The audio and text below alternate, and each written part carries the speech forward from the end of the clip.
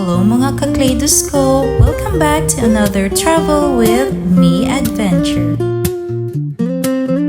Today, kuyog ko ninyo as we explore Ozamiz City, Misamis Occidental, a city where history, culture, faith, and everyday life come together. So sit back, enjoy the ride, and let's explore Ozamiz together. First, enjoy sa ride along the Ozamiz City Boulevard. Look at that view! Makita nato diri ang Panguil Bay, and along the way, we can also see fish pens in the waters that have long been important to the livelihood of communities in the area. Pero today, dili lang sa ta mag-enjoy sa view, mag-time travel pud ta gamay. As we head to Cotta Fort, we decided to explore the museum and learn a little bit about the story of Ozamiz City. Did you know that the area was once known as Misamis?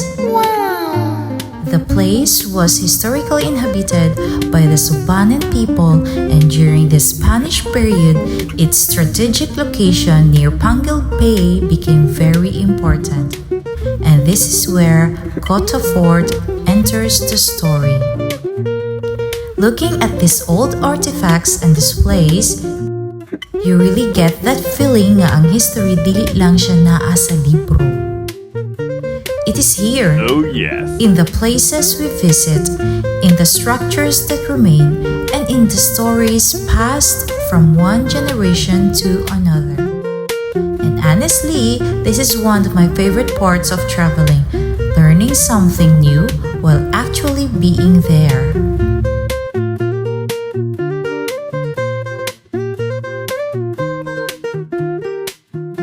Okay, history lesson done for now.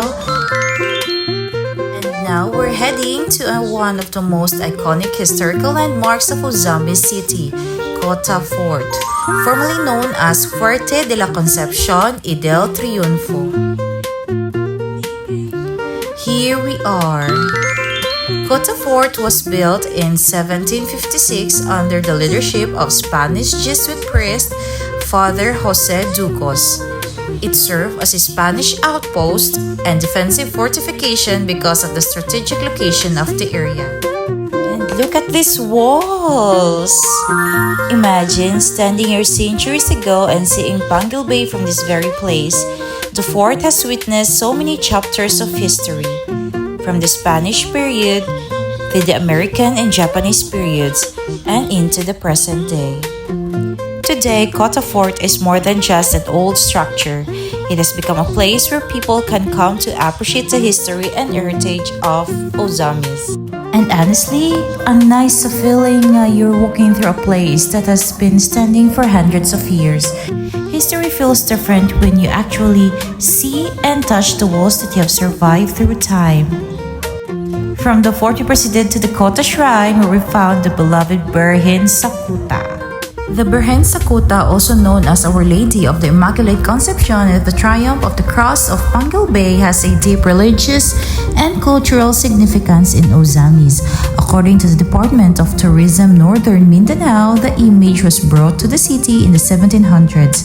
It was later lost in the 1970s, rediscovered in Manila decades later, and returned to Ozamiz on December 8, 2017. So being here feels different. After learning about the city's history, seeing the fort, then coming here to the shrine, you realize how deeply history and faith are connected in this place.